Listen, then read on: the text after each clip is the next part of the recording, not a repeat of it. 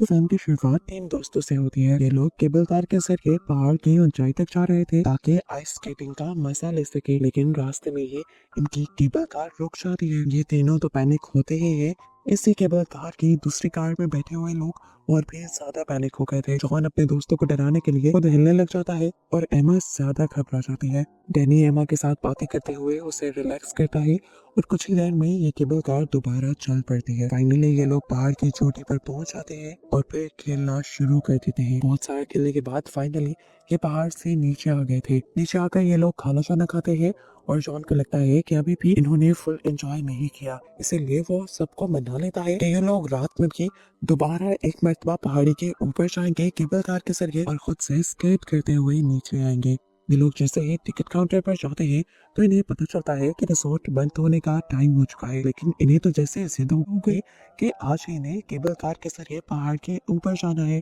ये लोग उस गार्ड की मिन्नतें करना शुरू कर देते हैं और आखिर एमा की बातों के अंदर वो आ भी जाता है और उनसे कहता है कि मैं कुछ देर के लिए ये केबल कार खोल देता हूँ, लेकिन इस शर्त पर कि जल्दी आप लोग पहाड़ी से नीचे आ जाएंगे। ये लोग भी उसके बाद का वादा कर लेते हैं और खुशी खुशी तीनों केबल कार में बैठ जाते हैं। फाइनली ये लोग तो केबल कार में बैठकर निकल गए थे और यहीं से शुरू हो जाता है इनका बुरा वक्त। पीछे से वो गार्ड जिसने इन तीनों को भेजा था उसे उसके बॉस बुला लेते हैं और वो दूसरे बंदे को कहकर जाता है कि मैंने केबल कार से तीन लोगों को पहाड़ी पर भेजा है, जब तक वो वापस ना आए तो केबल कार बंद ना करना। कुछ देर गुजरती है और तीन लड़के सच में पहाड़ी से नीचे उतरते हुए भी उसे नजर आ जाते हैं और ये देखकर वो केबल कार की बिजली ऑफ कर देता है और सब कुछ बंद कर यहाँ से जाने की तैयारी करने लग जाता है। और हम देखते हैं कि वो तीन लोग जो आए थे वो असल में डैनी और डैनी के दोस्त नहीं थे।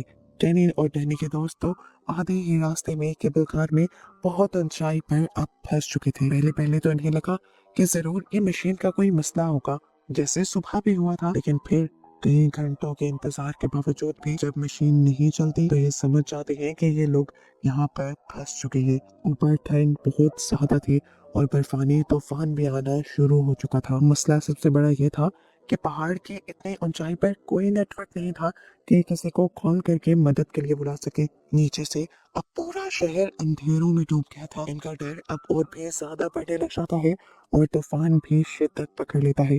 अब तो जॉन को भी डर लगने लगा था। जो पहले इनको सहारा दे रहा था वो खुद भी रोने लगा। ये लोग जोर जोर से चिल्लाते हुए मदद बुलाने लग जाते हैं और कोई भी इनकी बात नहीं सुन पाता। आखिर ये लोग हार मान लेते हैं और इस चीज को एक्सेप्ट कर लेते हैं कि जल्द ही ये लोग मर जाएंगे। लेकिन तभी नीचे से इन्हें एक स्नो ट्रैक्टर आता दिखाई देता है। ये लोग खुश हो जाते हैं और अपनी चीजें फेंकते हुए उसे ट्रैक करने की कोशिश करते हैं, लेकिन वो ड्राइवर उन्हें नोटिस ही नहीं कर पाता। वो यहाँ अपने साथी को लेने आया था जो पहले ही जा चुका था। आखिर ट्रक पे यहाँ से चला जाता है और इनकी ये उम्मीद भी खत्म हो जाती है। तूफान तो रुक चुका था लेकिन अब ठंड काफी बढ़ गई थी। सांस लेना भी यहाँ पर इनके लिए बहुत ज्यादा मुश्किल हो रहा था। और तभी डैनी को एक और बात याद आती है कि इनको पता चला था कि आने वाले 2-3 दिन तक अब ये रिसोर्ट नहीं खुलेगा, आने वाले कुछ तूफानों की वजह से। यानी अगले सुबह भी रेस्क्यू होने के सारे चांसेस खत्म। ये सारी बातें सुनकर एमा रोने लग जाती है और डैनी उसे सहारा देता है ये कहते हुए कि मैं अपने दोस्तों को यानी तुम दोनों को बचाने का कोई ना कोई रास्ता निकाल ही लूंगा। इसी सब के दौरान एमा का एक ग्लव्स भी बर्फ के अंदर गिर जाता है। अब यहाँ पर सरवाइव करना और भी ज्यादा मुश्किल हो सकता था। एमा की ये हालत देखते हुए डैनी को जोश चढ़ गया अपने दोस्तों को बचाने का और उसने एक बहुत ही भयानक फैसला लिया। उसने फैसला लिया कि वो ऊपर से सीधा नीचे जंप करेगा और फिर मदद बुला कर लाएगा। सब उसे रोकते भी रहे लेकिन डैनी ने किसी की ना सुनी और जंप कर दी और नीचे गिरते ही उसकी दोनों टांगे टूट गई। उसे इतना शदीद दर्द हुआ कि वो हिल भी नहीं पाया। अब इनके लिए और भी ज्यादा मुश्किल आ गई थी।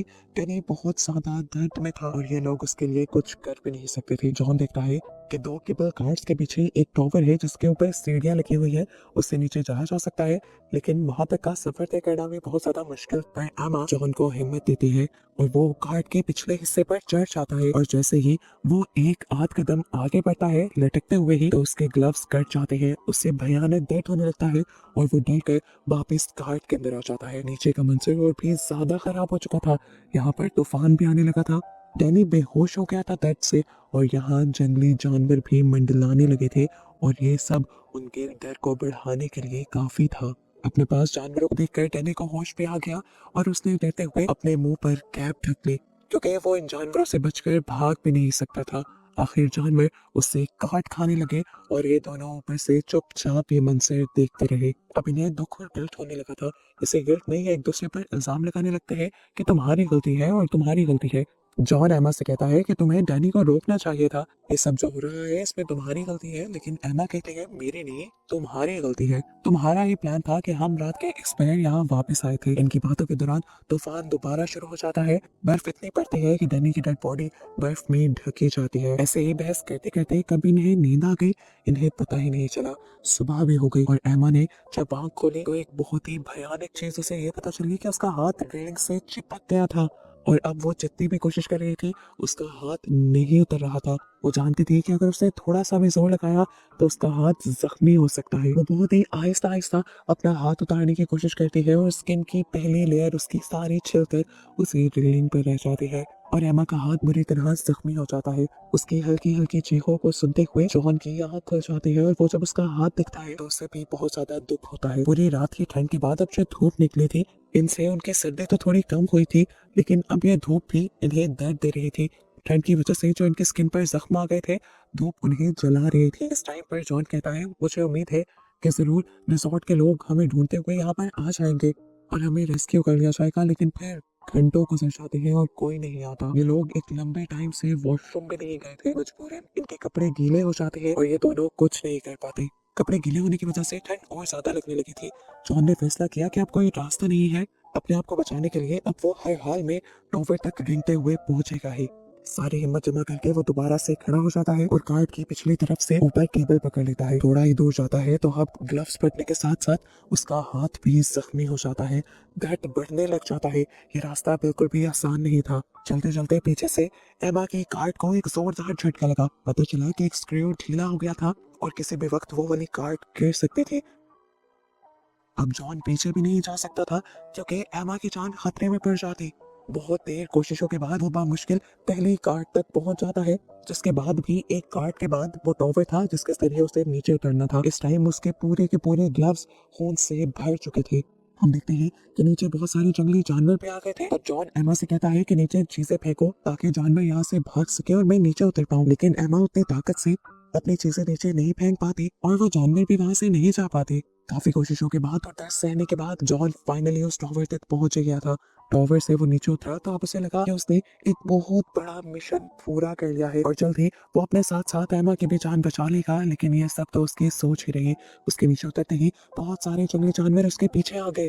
अपनी जान बचाने के लिए वो आगे आगे भागने लगा, लेकिन जानवर फिर भी उसके पीछे थे। शाम से रात हो गई। जॉन का कुछ पता नहीं चला। वो कहाँ था, कैसा था, जिंदा भी था या नहीं, कुछ नहीं दिखाया गया और एमा दोबारा से सो गई। अगली सुबह जब एमा की आंख खुली तो उसने देखा कि अभी भी जॉन नहीं आया था। अब तो इंतहा हो गई थी। खाए पिए भी उसे 2 दिन हो गए थे।